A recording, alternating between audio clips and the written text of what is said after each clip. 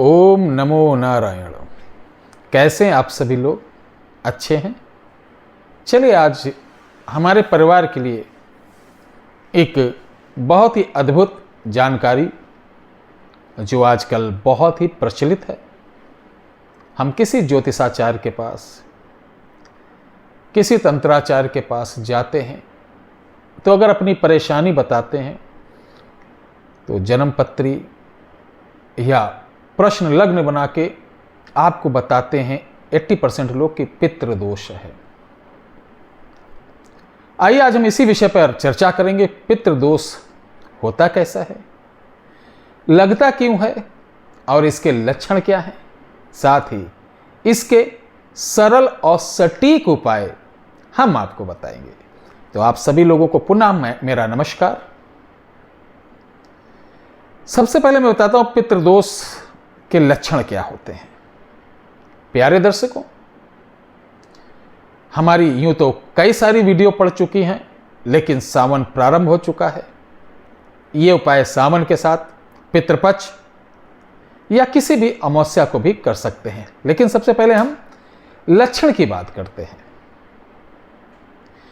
जिस घर में व्यक्ति के ऊपर नहीं रहता पितृदोष, सुन लो, किसी व्यक्ति के ऊपर नहीं रहता, लोग कहते तुम्हारे ऊपर पितृदोष है।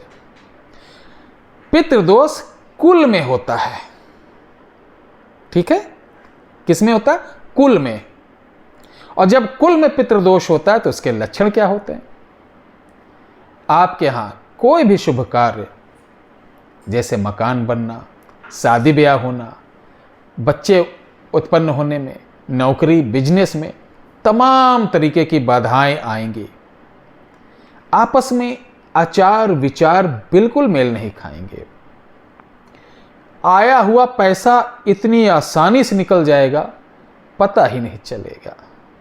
साथ ही आपके घर में सायंकाल आप देखेंगे 3 निशानियां हैं। या तो बिल्ली का ज्यादा आना जाना हो जाएगा, या तो कोई ना कोई एनिमल, वो चाहे छछूंदर हो, चूहा हो, इनकी एंट्री आपको शाम को 6 से 7 के बीच एंट्री होगी ही होगी। तीसरा, अगर आपकी मुंडेर पर, आपकी छत पर या आपके घर में लगे किसी वृक्ष के ऊपर, पेड़ पौधों पर आके रात के वक्त कोई पक्षी चिल्लाने लगे, बोलने लगे, तो समझ जाइएगा कि पितृदोष हल्का फुल्का नहीं, बहुत ही भयंकर लगा हुआ है और इसका श्राप आपके घर में बहुत बड़ी आपदा लेकर आने वाला है। आपके घर के दक्षिण भाग का जो पार्ट्स रहता है उसमें सीलन या दरार आ जाना, यह भी संकेत है आपके घर में पितृदोष के। तो ये लक्षण थे पितृदोष के। दिक्कत हमने बता ही दिया, लक्षण के साथ दिक्कत क्या क्या होती है, लक्षण क्या क्या होते हैं। लेकिन गुरुजी, हमको कैसे पता चले कि आप जो कह रहे हैं और भी चीजें हो सकती हैं? यह भी प्रश्न है ना आपका। तो चलिए आपकी शंका हम दूर आपके हाथों से करवाते हैं। कैसे जाने? आपको करना क्या है, गाय का दूध लेना है किसी भी सोमवार को, और उसमें थोड़ी सी पीसी हल्दी मिलाना है।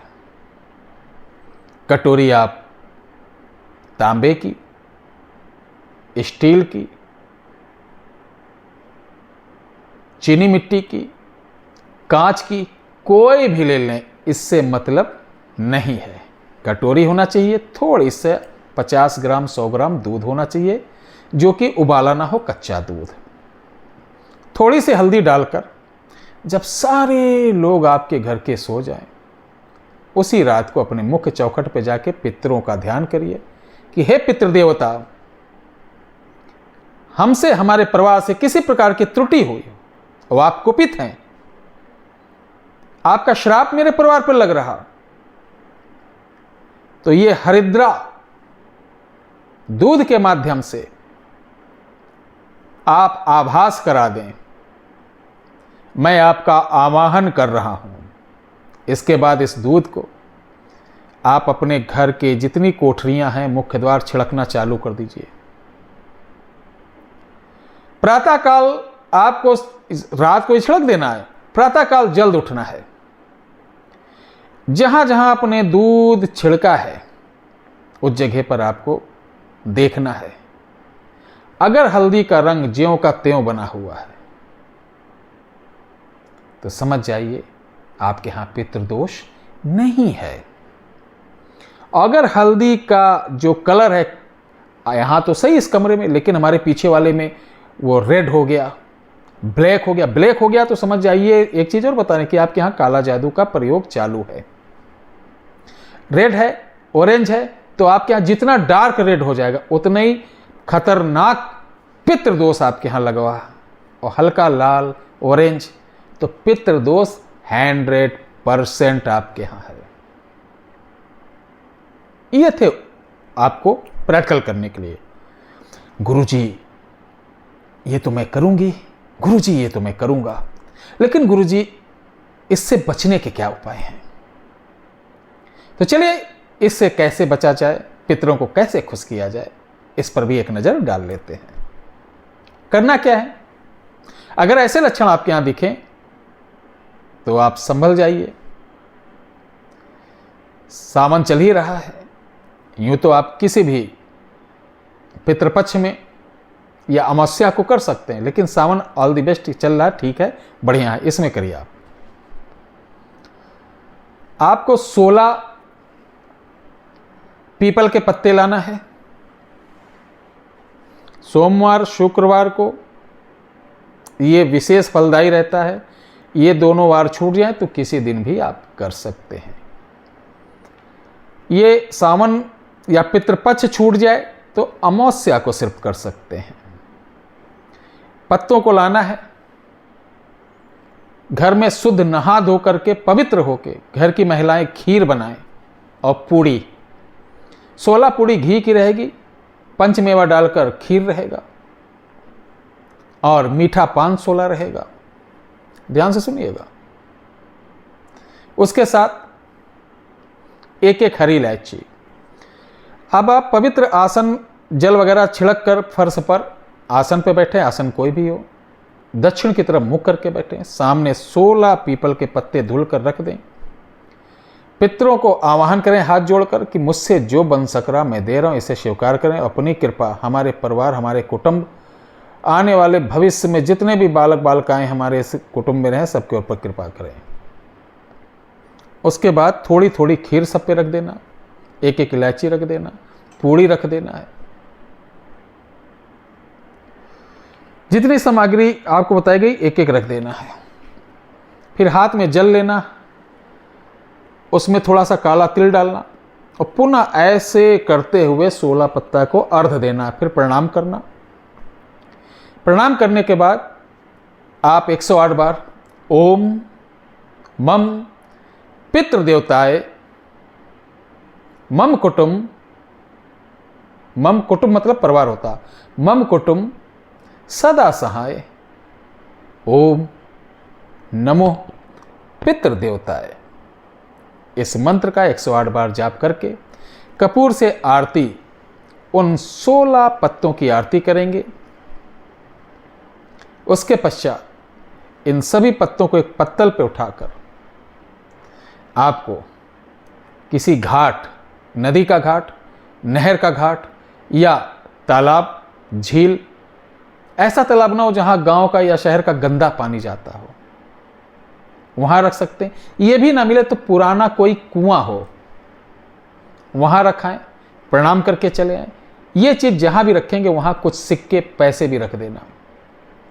ये छोटा सा उपाय आप करेंगे, यकीन मानिए जिस अनुष्ठान के पितृदोष हटाने के नाम पर बड़े बड़े अनुष्ठान के लिए 40 से 50 हजार रुपये मांगे जाते हैं, हर आदमी कहां दे पाएगा, हर आदमी की स्थिति नहीं होती है। तो ये हमारे वो भाई बहन जो स्वयं कर लेंगे तो उसका फल हजारों गुना होता है। हम अपने पितरों के लिए ब्राह्मण को बुलाए, ठीक है, ब्राह्मण कर देगा संकल्प लेके, लेकिन आप जो कार्य आप करेंगे उसका फल अलग ही होगा। अब आप नहीं जानते हैं, नहीं क्रिया जानते हैं, तो ब्राह्मण अगर बुला रहे तो ब्राह्मण को उस समय पितृ ही समझो, उसकी भी सेवा, पितृ के बारे में जिस प्रकार की आपकी सोच है, और जो ब्राह्मण आपके यहाँ पूजा कराने आया उसको भी उसी भाव से देखिए। तब आपके द्वारा संकल्प लिया गया, ब्राह्मण द्वारा किया गया पूजा 100% फलदायी होगा। ब्राह्मण को आप हीन भावना से देख रहे हो कि आया कहीं हमसे पैसे दक्षिणा ना ज़्यादा मांग ले, और पूजा पितृ की करा रहे हो, तो उसका फल नहीं प्राप्त होगा। प्यारे दर्शकों, मेरा छोटा सा ये प्रयास था आपके लिए। मुझे उम्मीद है ये वीडियो आपको बहुत पसंद आई होगी। माता भगवती आपके परिवार के अंग संग्रह कर कल्याण करें। किसी प्रकार की आपको आवश्यकता हो, कोई जानकारी चाहिए, हमारा कॉन्टैक्ट नंबर हर वीडियो के डिस्क्रिप्शन बॉक्स में लिखा रहता है। सुबह 9 से शाम को 5 बजे के बीच आप कॉल कर सकते हैं। संडे को हमारा आश्रम बंद रहता है। जय श्री राम।